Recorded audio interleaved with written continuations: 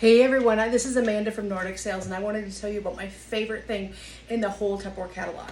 It is our Tupperware cold brew coffee maker, and this is something that we know as things change, people start to cut coffee out of their diet, like the drive-thru and things like that. This kid is not going to do that, because I have 7 to 8 cups of coffee a day. Just saying, it's a lot, there's no shame in the game. So let me tell you about what my favorite product is with Tupperware.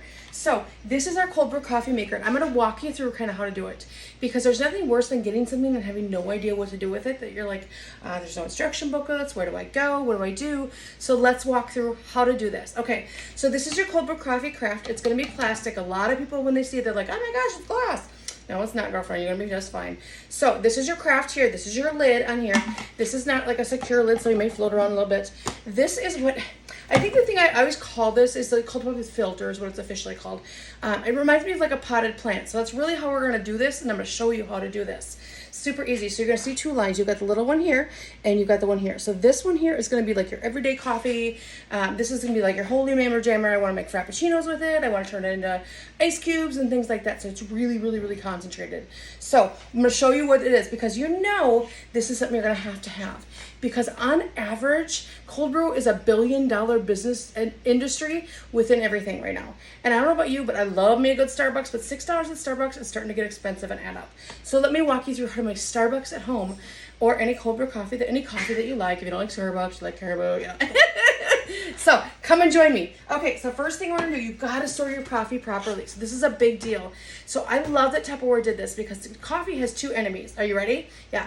Number 1, air. That's why they always call it an airtight bag, right? Otherwise they'd be flopping around in like a crazy bag like that. Number 2 is they always like it dark.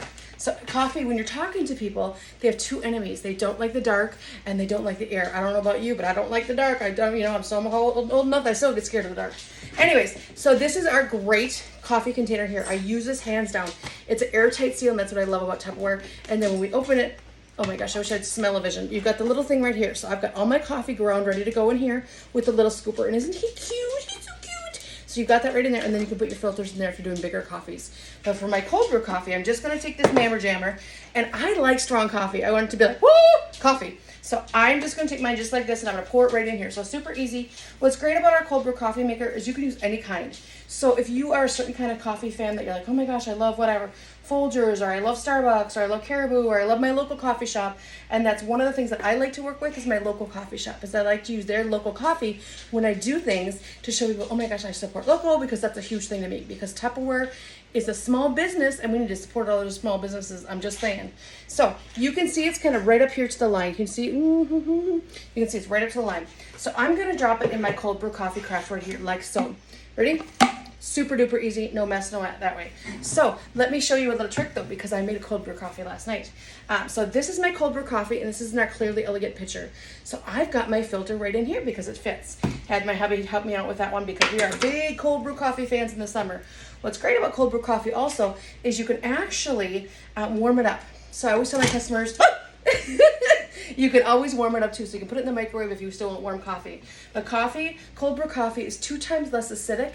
It's also 2 times the caffeine. No, 60% acidic, 60% less acidic, and 2 times stronger the caffeine. So I don't know about you, but I could use the caffeine, especially with the kids home for summer. I'm just saying. Well, actually, let's be honest, any time of the year. So I'm going to take my filter out. I let it drop just a little bit that way. So I'm going to take my filter out. So this is, we've got mine sitting right here with that, and that is your clearly elegant cold brew. This is your clearly elegant pitcher. I use it all the time for coffee. So now we go back to this one here. We've got him here, and I'm going to use filtered water. The reason I use filtered water is because Starbucks coffee tastes great, let's be honest. But they have a $60,000 water filtration system. And I don't know about you, but I don't have 60 grand laying around to put water in my thing. So I always recommend my customers either use bottled water or use a reusable water pitcher. And I'm huge about reducing waste that way. So I use a reusable water pitcher. Anything that you want that helps take the magnesium and the sodium and the salt and all the yuck out of that one. So as we are pouring, right like so, super duper easy. It's really super friendly. My kids help do it. We do for this tea. We do this with anything like that. You can do sun tea and that. So as you see, this is going to sit like that. So that's a huge difference between holy buckets. You're like, wait a minute, what's the difference between this and this? This one here is brand new. This one has sat about 12 hours overnight, because you want it to sit for 10 to 12 hours overnight to really get there and get the good chemical reaction, because cold brew is brewed differently. It's a cold chemical reaction versus a hot one in that. So even though you can take this and warm it up right in the microwave, though, if you wanted a glass of hot coffee, hot first thing in the morning, but you know, in the warm summer months, or if you live in the warm areas where it's always warm, you can warm your coffee up that way and have that less acidity right on there. So super handy dandy with that. So that one's all ready to go. He is going to go cover on and go right into the fridge. How handy dandy is that? So I always have, when one is done, we start one more, because you can't be without a good cold brew coffee with Tupperware.